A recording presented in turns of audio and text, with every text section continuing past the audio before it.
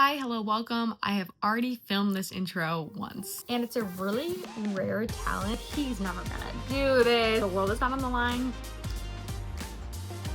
Beyond your line. So in this video, I am trying to get through my current reads, and there are a lot of them.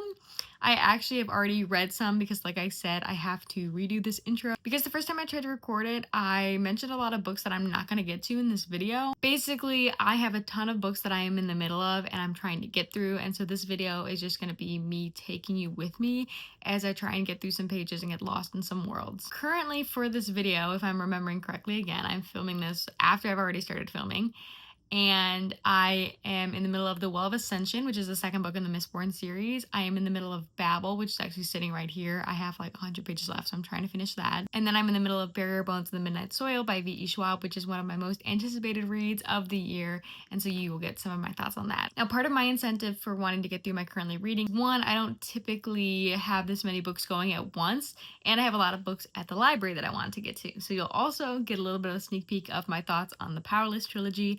I talk about Reckless specifically and my thoughts on Powerless, and I actually have already finished the trilogy. I finished Fearless, and I'll put in a clip at the end talking about my feelings related to Fearless, but you don't have any clips of me actually reading that. And then I also have Atmosphere by Taylor Jenkins Reid that I want to get to as soon as possible, but I am far back in the library holds line. So The Well of Ascension, Barrier Bones to the Midnight Soil, Babel, and the Powerless trilogy are all books I'm going to be talking about in this reading vlog, so come on along with me and join me as I try and read some books and make a dent in my 2025 reading goal. Hello and happy Friday, or whatever day it is for you.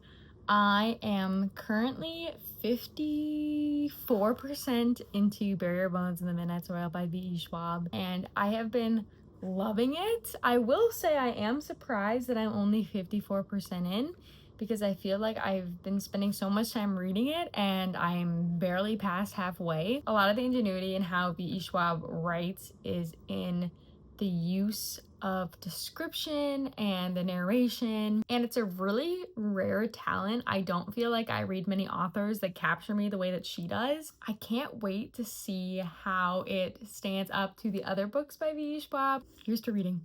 I have no clue what page I was on when I last checked in with you guys, but I'm currently on page 328, and so I have a lot of reading still to do, and I had hoped to do more, and that just did not happen.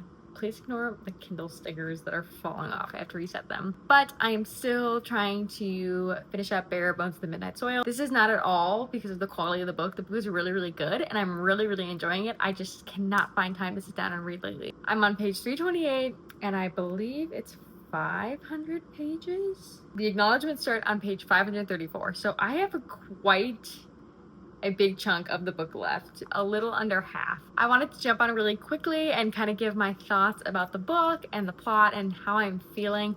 I am enjoying this book a lot more than I expected. The plot, when I first read it, I didn't necessarily think it would be my cup of tea. I am not someone who reads about vampires that often, nor is it a form of fantasy that really draws my attention, but anything that VE Schwab writes, I'm reading. So I had to pick it up. VE Schwab, the way she writes, is so melodic and beautiful and rich, and there is so much purpose in each word, and that has definitely continued in Barrier Bones in the Midnight Soil. I have highlighted sentences just because they are stunning to read. I just can't believe these are sentences that people think up in their head and put on paper, and I get to experience the world through the way they can craft words and language and stories, and it is so cool. It's one of my favorite parts of writing. I am quite the VE Schwab lover. This is no secret. I think that they are a phenomenal author, and their command of language is just so impressive to me. I have read a bunch of their books. I have not started The Fragile Threads of Power yet, but it is high on the list. I really want to get to it. There's a few more books coming out, and typically I try to prioritize some finished series first, but I also know it's super important to support your authors by reading the series as each book gets published, not just waiting until the end, because that's how they identify how popular the book is, how they get the sales, how they get the book deals to write the next one. So my thoughts are kind of changing on that. I really want to support the writers that I love and the ones that write fantastic stories, and so I do have Fragile Threads of Power over there, despite the fact that I have not read it and it is not a completed spin-off yet. But I think that for my auto-buy authors, my favorite authors, I might be changing my tune on my book philosophy. The more I learn about the publishing industry and the more I learn about how authors actually make their money, the more I'm like, I want to support authors. And for my auto-buy authors, I think I can make an exception. Who have proven with previous books and previous series that they are worth my time and are worth my money. And of course, I can't forget, I also have read The Invisible Life of Addie LaRue. It probably was the book that solidly cemented VE Schwab as an auto-buy author for me. I had read The Invisible Life of Addie LaRue, I think 4th of all the books I've read by them. And after that book, I went straight into the Darker Shade of Magic series. Adored it, loved it. And The Invisible Life of Addie LaRue will just hold a special place in my heart. I really love it. So it is a very, very rainy Saturday afternoon and my schedule is cleared. And so my reading chair is calling my name. The rest of this book is calling my name. Off I go to continue reading.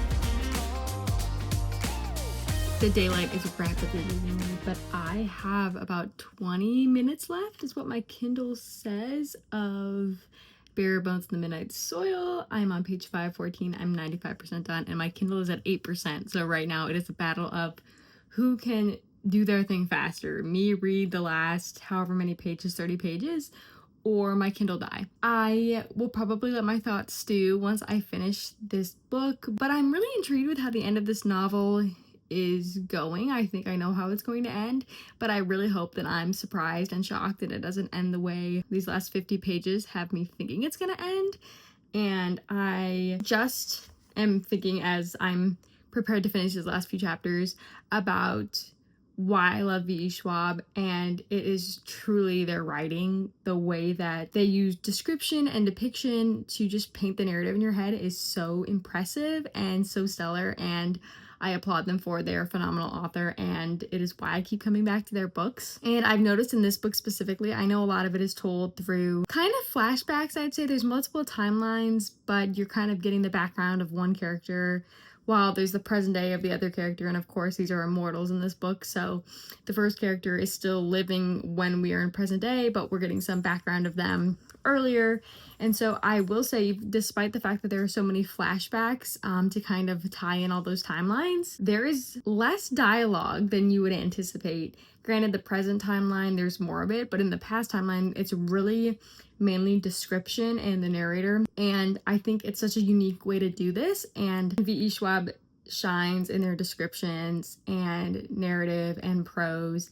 And hearing them do some interviews on their recent tour for Bones, it is very clear why. I've listened to their podcast as well, No Right Way, and it's a phenomenal one. If you have not checked it out, you should definitely check it out. I love it, and it's very clear why they're an author and why they're so good at what they do. So like I said, there's been a distinct lack of dialogue. It's very description focused and narration focused, and they just do it so well, and this book is no exception. So I'm excited to keep plugging. I have 11 minutes left in this chapter, 23 minutes left in this book according to my Kindle. Let's see if I can beat that. I'm hoping to finish it much faster. I'm probably going to be flying through these pages to try and get to the end and see if my hunch of where it's going to go is correct. And I always like to try and beat my Kindle time. 95% left in this book, so let's get reading. I finished! Just in time for my Kindle to yell at me very aggressively that my battery is very low and I need to charge it. It did not end the exact way I was expecting, but I did predict some of it. And as I was reading it and realizing that it wasn't going to follow exactly what I was thinking for the ending, I was trying to guess, like, ooh, how's it gonna end? How's it gonna end? And so the one thing happened that I expected it to. There's another thing that threw me off. And when that second thing happened, I was trying to predict how it would actually end, because it kind of went first thing that I expected, then this other thing that I didn't expect. And then after that second thing, I was like, okay, wait, how is it going to actually end? How it actually ended wasn't what I was trying to predict when the second thing happened, which is fine, but it's just interesting because having read everything I read and taken in the message that VE Schwab is writing with this book, or at least the message that I am gathering from reading it, I am surprised it didn't go the one way I expected. Not to say that I'm disappointed or I'm grateful for how it ended instead. For those notes, I think I will have to sit with this for a little bit and try and figure out my thoughts and what I truly think about it. But I think that's my 6th, my 8th. I have to think of what number VE Schwab book this is for me. I think this is my 11th VE Schwab book that I've read, which is crazy. And then she has Fragile Threads of Power out, which I have yet to read. I really want to get to that. And that'll be 12. Which is crazy. I'm sure at the time of me posting this, I will have a rating, and it will be right here. This is my rating. This is what I'm giving Bare Bones of the Midnight Soil. I'm thankful for authors who I love and adore and that they have the ability to publish books. We'll see. So it has been a minute, and I don't remember where I last caught up with you guys. I think I was just finishing Bare Bones. So it's been a few days. And since then, I have started the Powerless trilogy by Lauren Roberts. I finished Powerless on Sunday, and then I have finished Reckless today. Today's Wednesday, and I'm about to start Fearless, and I'm really excited. I wish I would have like filmed my reaction or while I was reading Powerless and Reckless, but I kind of flew through both of them and completely forgot to pick up my camera and film. But I gave Powerless 2 stars. We'll get to that. We'll get to it. And then I gave Reckless 3. I kind of just wanted to give my brief thoughts on it while it's still fresh in my mind before I get to the conclusion of the series. Powerless for me, I struggled with. I just think that the writing wasn't the greatest. And of course, like, it was Lauren Roberts' debut. Like, I didn't go into it expecting it to be this all-encapturing, perfect, amazing story. Like, I don't think I'd go into any story expecting it to be perfect. But I really struggled with the writing. I think it was kind of at a disadvantage because I just finished Bare Bones by VE Schwab. So I think any book I would have read after that would have let me down. So I think it might have just been the time at which I picked it up. But I also struggled a bit because I was expecting like this really involved fantasy setting, and it was definitely a romance with fantasy thrown in, and I am very much a give me all the fantasy and sprinkle some romance in, or forget it altogether. So the first book, I also am not a huge first person POV person. I prefer third person. And I think that this book was a great example of why my preference is third person. I just feel like in first person, it's so easy to slip into telling and not showing because, you know, we're in the minds of a character. Of course, we're going to understand what that character is going through, what the character is feeling. But I think it can be difficult to not flat out say what the character is feeling if you're following that character. And I just think it makes it maybe a little more difficult in that regard. And I also noticed we got 2 POVs. We got Peyton and Kai, which I think it took away from some of the tension personally. I think that if we would have just gotten Peyton's POV, we would have kind of just been left wondering a little bit and kind of like, ooh, what is Kai thinking about? Like, how does he react to this? Like, what do we think is going to be the outcome of her doing this, or XYZ? Like, why do we think he said this? And because it was dual POV, we kind of got Kai's internal monologue right afterwards, so it really wasn't left with any kind of tension because you're like, oh, she likes him but is trying to deny it. Oh, he likes her and is trying to deny it. And of course, like, you know that in books like these and relationships like these, but I think that part of the suspense and the allure and the tension is not seeing one side of it, because you can assume kind of what you think is going on, but it kind of leaves a little bit up to the imagination for us as readers to really like dive into it and be like, oh wait, this is how I think it's gonna go, just based on all the books that I've read. But I really don't know, and it gives the author like a really cool opportunity to like surprise us or completely like change our expectations of what it's gonna be. That was not my favorite thing. For Reckless, I think it definitely moved the bar up. I think that you could already see so much growth in Lauren Roberts' writing. And I think Reckless was interesting because it was definitely a romance book. Like, obviously Powerless, like I said, was romance with a sprinkle of fantasy, but I think Reckless was like, I mean, it's a romance in a fantasy world at that point. Like, it was even less so, but it was 100% just Kai and Peyton, as Lauren Roberts said in an interview, just having the time that they need together before Fearless.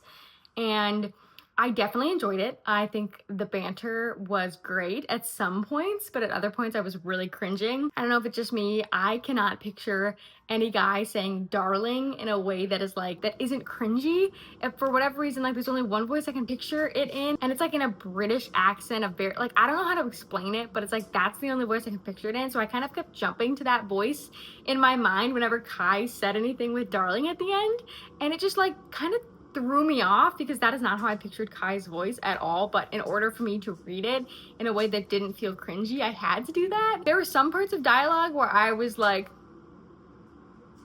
then there were others where I just was kind of cringy. It was kind of hit or miss for me on that. Something I want to point out that I really enjoyed in Reckless was that we get some POVs from Kit, and I know we got some of those in Powerless. Throughout the book, you're getting kind of prepped for like whatever's going through Kit's mind. You kind of like, you see him have this new advisor, which we're gonna get into that in a second, but you kind of follow Kit and you kind of get a snapshot into like, he's grieving, like his dad just died, like Kai is out looking for Peyton, and he's kind of just into these new shoes and he doesn't know how to fill them, and he doesn't know how to live up to his father's expectations.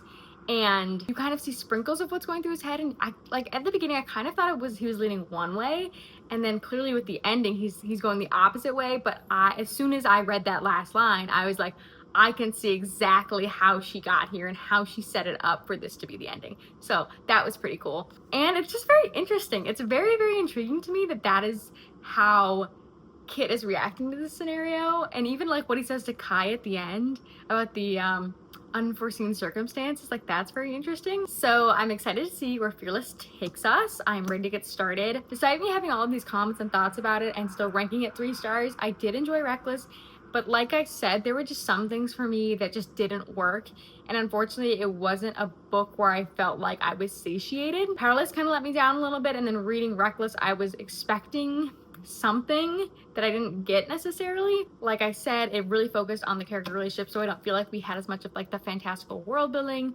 I feel like plot points that weren't related to Kai and Peyton were kind of just tossed in a way that didn't satisfy me. I gave it 3 stars. Like, it did not wow me at all. Here's what I've been trying to say this whole time. I wanted the stakes to be as high as the book set them up to be. So, you know, Peyton is running for her life. If Kai catches her, like, she's gonna be dragged back to Kit and killed. Basically, that's her fate. And so she's running, and so like throughout the story, I never actually felt like the stakes were that high. I kind of was like, oh, like, because of the dual POV, I knew what Kai was thinking and I knew what Peyton was thinking, and I was like, he's never gonna do this. Like, I was like, this can only end one way, and I know the way it has to end, but I don't know the specific details of how we're gonna get there. I also will say I struggled with this trilogy in general because Kai is supposed to be painted as this enforcer who like is revered across Ilya, and he's brutal and he's vicious and everyone is afraid of him. But then like the way he was described in the beginning of Powerless, I was like just the attitude, it like didn't fit. It did not fit the personality that he was talked up to be. And so that kind of carried over into Reckless, and so I was like, okay, because I know all of this about him, like, he has not changed. I haven't seen a change in Reckless, the beginning of Reckless, for it to end any other way. And so that's my other critique of it, is I don't feel like the stakes of Kai being the enforcer were super believable. We get all the details about him training and all of these missions and yada yada yada, but I feel like there was a severity that was missing. Throughout Reckless, you know, Kai is chasing Peyton, but there was never a moment where I was like, yeah, Kai, you're actually gonna throw that knife at her when she's scaling that wall. Like, yeah, you're actually gonna take her out. And same thing with Peyton. I was like, yeah, you're actually gonna take him out. Yeah, totally. I wanted the stakes to be higher, personally. And that's coming from me as a fantasy reader who always wants crazy high stakes. Like, if the world is not on the line, yawn. So I'm about to dive into Fearless. It has been interesting that the books have been, Powerless was pretty long, Reckless was short, and then Fearless is pretty long. I'm excited to pick up with where we left off in Reckless and kind of see, after, you know, Kit's decision on Peyton's fate, how the 3 of them are gonna figure this dang thing out. it's just so surprising to me because like obviously we see the Kit Kai Peyton dynamic and like the brothers never talk about it. I think there's like 2 lines where they talk about it, and then like Hayden doesn't talk about it, and so it's like it's very clear the strong side of this love triangle, if you'll even call it that. And so I'm very, very, very intrigued to see where Kit's head is. And oh, the advisor, that's why I have to get back to the advisor who's now advising Kit, who we saw earlier in Powerless playing a very specific role, and somehow he is in the castle. And so it's very interesting to see like how did he weasel his way in there, and him being in the castle and being an advisor to Kit, and it's probably a direct link to Kit's decision on Peyton's fate at the end. This is next up on my getting through my current reads. We are on page 437 of, I think, 540. So, home stretch. I am almost done with this book. This book has taken me over a year to read. I started it in June 2024. Of course, I put it down for several months and I read a chapter here and there every now and again. But I am just excited to finish this, and I'm very encouraged by having only 100 pages left. This is a joke. This is a freaking joke. You're telling me that I took over a year to read this? I took over a year to read this book, and I just now finished it like 14 months later, and it took me that long to get to the end to read the last 100 pages? You're kidding me. You're so joking with me right now, RF Kuang. Are you kidding me? You hid the marvel of the last 100 pages in the last 100 pages? I am unwell. I am unwell. I cannot believe it. You're lying. You're lying. I suffered through such a verbose and long middle section of this book and put it down for months because I couldn't get through it, just to pick it back up and finish it because I couldn't live with myself if I didn't. And I'm so glad I picked it back up just to get to the last 100 pages and be blown away with like the message and the themes and the way that she unpacks all that's going on and the talks about colonialism and oppression and the stand that is required and the sacrifice that is made in order to do this whole thing. Like, I had to wait until page 527 to get this passage of text. We have to die to get their pity. We have to die for them to find us noble. Our deaths are thus great acts of rebellion, a wretched lament that highlights their inhumanity. Our deaths become their battle cry, but I don't want to die, Robin. Her throat hit. Like, I don't know how to pronounce these words. I want to live, she repeated, and live and thrive and survive them. I want a future. I don't think death is a reprieve. I think it's just the end. It forecloses everything. A future where I might be happy and free. And it's not about being brave. It's about wanting another chance. Even if all I did was run away. Even if I never lifted a finger to help anyone else as long as I lived. At least I would get to be happy. At least the world might be alright. Just for a day, just for me. Is that selfish? And that's only one. And that's one. 5:35. They all felt the same, a desperate hope for some chance of escape. In these last moments, the seconds weren't enough. In theory, this decision they'd made was something beautiful. In theory, they would be martyrs, heroes, the ones who'd pushed history off its path.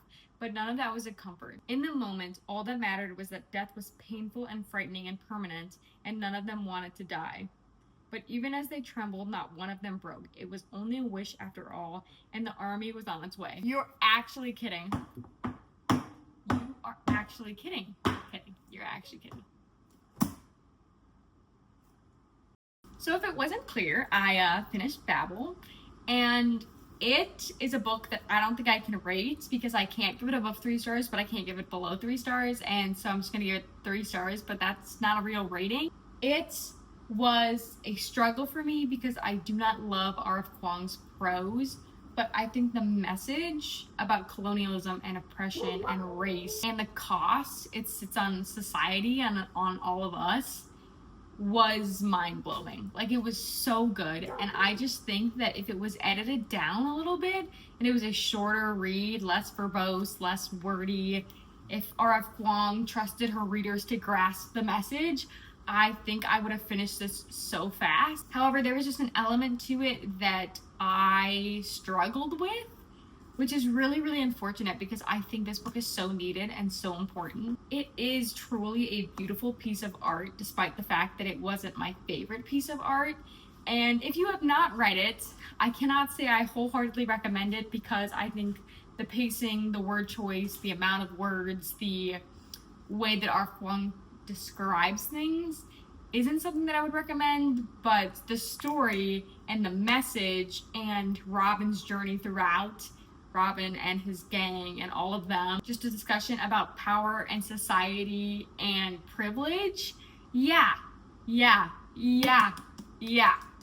Yes. I am so grateful that I am done with Babel. It has kind of been hanging over my head literally for over a year now. It feels so good to be done with it, and it feels so good that it had such a satisfying conclusion. It was something that when I put it down, I was so grateful to have read it. I truly am grateful to have read it and to have stuck with it. So to anyone who commented on my Babel updates, you guys were part of the reason that I continued with it. For me, it missed on some notes, but it delivered so beautifully on the message. I also really quickly have to go into my thoughts on Fearless. I did not do that earlier. Fearless let me down. It was pretty much a carbon copy of Red Queen.